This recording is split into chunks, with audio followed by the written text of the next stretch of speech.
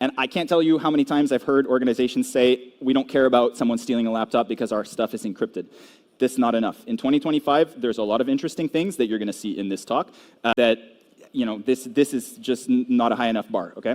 So what is encryption at rest? It's encrypting your drive. The most common implementation on Windows is called BitLocker. Most people should be familiar with that.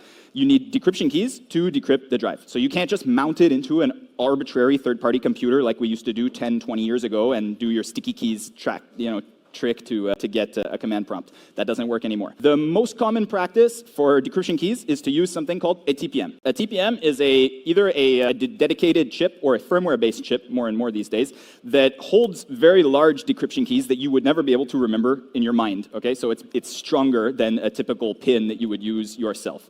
And this is a best practice that most organizations are using because operations typically wins over security, as a lot of us know, and the user experience is much better when you have just a TPM doing decryption. You power on the computer, and you don't see any BitLocker screen at all, but you're encrypted when you're not powered on. So as a user, you just press the power button, and Windows decrypts automatically, the computer boots, and you as a user, all you see is a Windows logon screen. This is something we should take interest with, right? No action is needed when booting.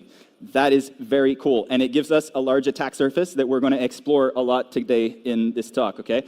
Essentially, you still have all of the protection of encryption at rest that you would expect with regards to the drive, but the fact that Windows is going to decrypt automatically and run is something that we want to exploit, and we exploit it with a type of attack called a DMA attack.